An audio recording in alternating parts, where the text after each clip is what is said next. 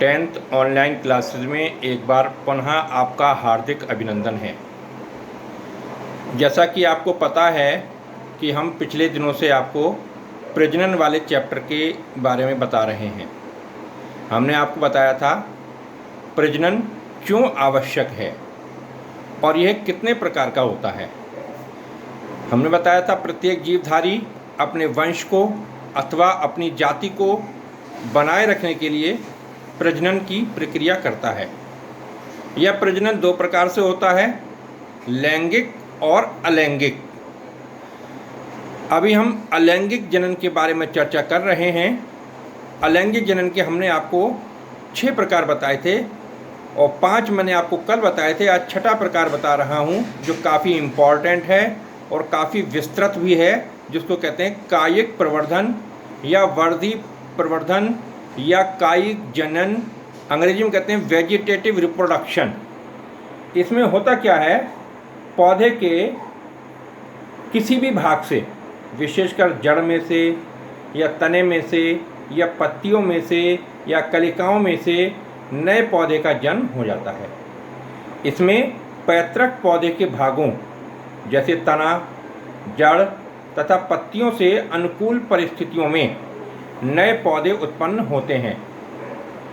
ये जो विधि है इसको कहते हैं कायिक प्रवर्धन और ये 2 प्रकार की होती है। पहला होता है प्राकृतिक नेचुरल और दूसरा होता है कृत्रिम, इट मीन्स आर्टिफिशियल।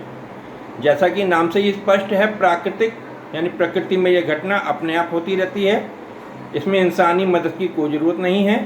और कृत्रिम जो है मनुष्य द्वारा स्वयं की जाती है। तो आज हम केवल आपको प्राकृतिक कायिक प्रवर्धन के बारे में बताएंगे।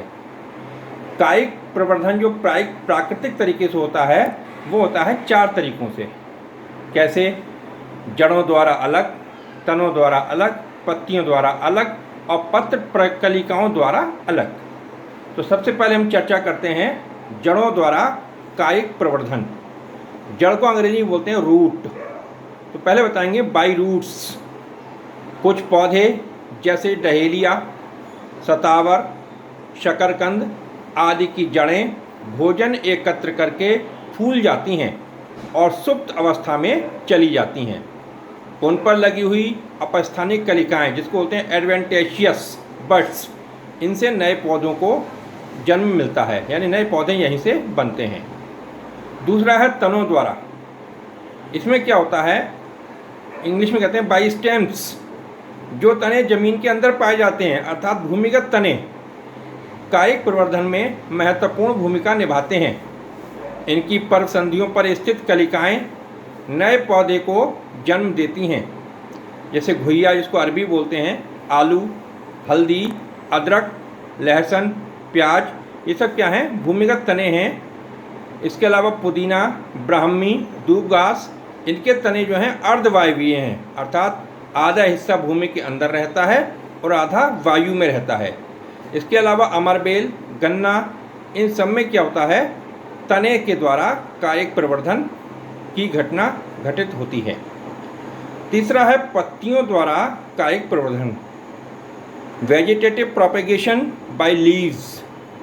कुछ पौधों में पत्तियां भोजन का संग्रहण करती हैं, अर्थात भोजन को एकत्र करती हैं, जिससे उन पत्तियों पर कलिकाएं बनकर नए पौधों को जन्म देती हैं, जैसे बिगोनिया, अजूबा को बोलते हैं ब्रायोफाइलम। इनकी पत्तियों के किनारे पर अपस्थानिक कलिकाएं और जड़ें अपने आप उग आती हैं और इसी से नया पौधा बन जाता है। और चौथा है पत्र प्रकलिकाओं द्वारा। पत्र प्रकलिका को बोलते हैं बुलबिल, बाई बुलबिल्स। कुछ पौधों में कलिकाओं के समूह इकट्ठे होकर प्रकलिकाएं अथवा बुलबिल्स बनाते हैं, जो मात्र पौधे से अलग होकर नए पौधे में विकसित हो जाते हैं, जैसे जिमी कंद। आपने देखा होगा जिमी कंद में बाई बुलबिल्स वेजिटेटिव प्रोपेगेशन होता है।